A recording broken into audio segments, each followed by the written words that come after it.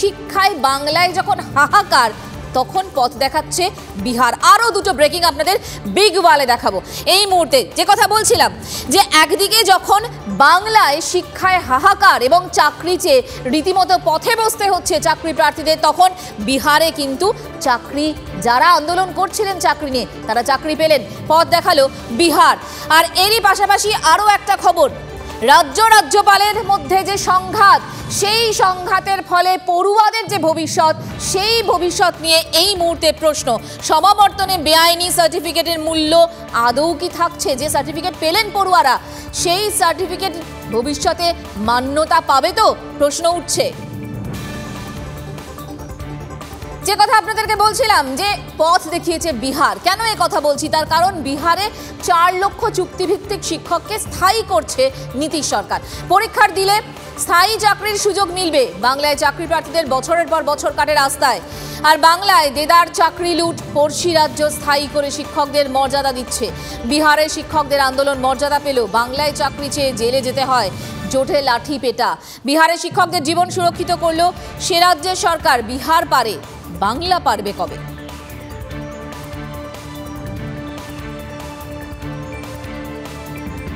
দ্বিতীয় খবর যেটা বলছিলাম, রাজ্যপাল সংঘাত তুঙ্গে। যাদবপুরের সমাবর্তন ঘিরে বিতর্ক তুঙ্গে।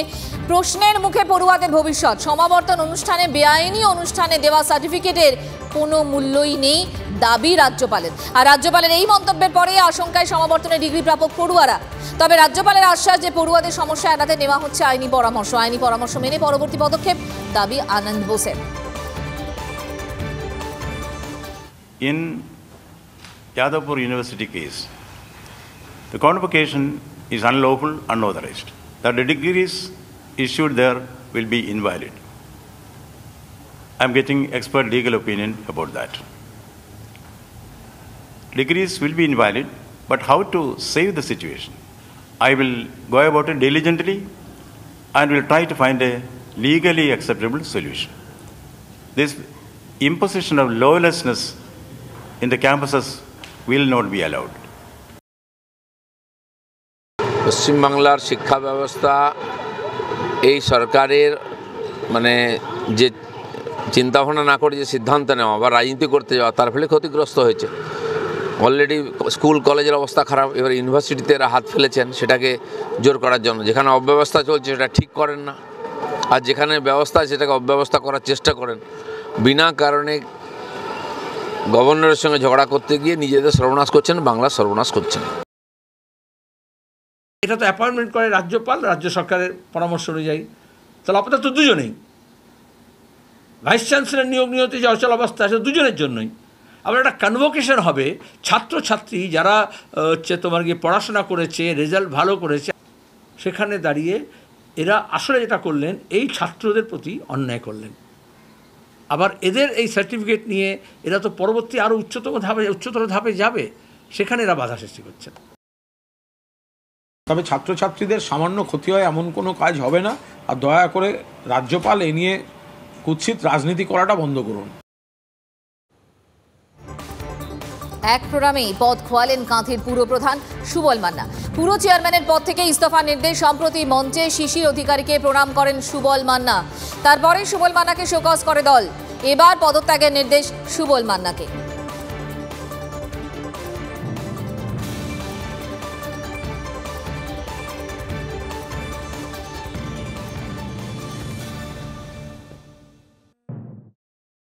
কাঁথি পুরসভার চেয়ারম্যান যেভাবে বিশ্বাসঘাতক শিশির অধিকারীকে প্রণাম করে নিজের আমার গুরুদেব ইত্যাদি এই ধরনের তার আমি যেটুকু দাঁড়িয়ে আছি ভজন করেছেন সেটা তৃণমূল কংগ্রেসের কর্মীরা আদৌ ভালোভাবে নেননি।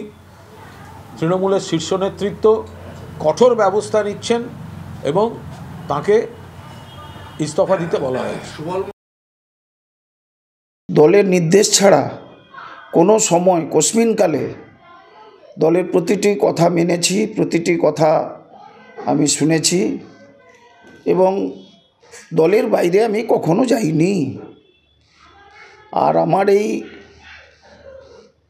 জায়গায় যাওয়ায় দল দেখছেন এবং আমি দলের কাছে বিনম্র আবেদন আমার যদি এই কাজ করায় যদি দলের ভাবমূর্তি নষ্ট হয়ে থাকে তার জন্য আমি ক্ষমা প্রার্থী দলের কাছে। এছাড়া আর কোনো কিছু বলতে চাই না। সব সময়টা দেখা হচ্ছে, ভাবছি, চিন্তা করছি, দল একটা ভালো জায়গায় পৌঁছাবে আমাদের সবসময় আশা এবং তার প্রতি নম্রতা রেখেই কথা বলছি। দলের কাছে অপ্রীতিকর ঘটনা ঘটুক আমাকে নিয়ে, আমি এটা কখনোই চাই না। যদি আমার কার্যের কোনো ত্রুটি থেকে থাকে তার জন্য আমি দলের কাছে ক্ষমা চাইছি। তোলাবাজির টাকা না দেওয়ায় জেসিবি দিয়ে বাড়ির পাঁচিল ভেঙে দেওয়ার অভিযোগ। কলকাতার লেদার কমপ্লেক্স থানা এলাকার হাতিশালার ঘটনায় চাঞ্চল্য। হাতিশালায় সুকুমার ঘোষ তার নিজের জায়গায় বাড়ি বানাচ্ছিলেন। অভিযোগ, বাড়ি করার সময় টাকা চায় তৃণমূল আশ্রিত দুষ্কৃতীরা। টাকা না দিয়ে বাড়ির কাজ শুরু করেছিল সুকুমার। রাতের অন্ধকারে জেসিবি দিয়ে পাঁচিল ভেঙে দেয় তৃণমূল আশ্রিত দুষ্কৃতীরা। কলকাতা লেদার কমপ্লেক্স থানায় লিখিত অভিযোগ দায়ের করেন সুকুমার ঘোষ।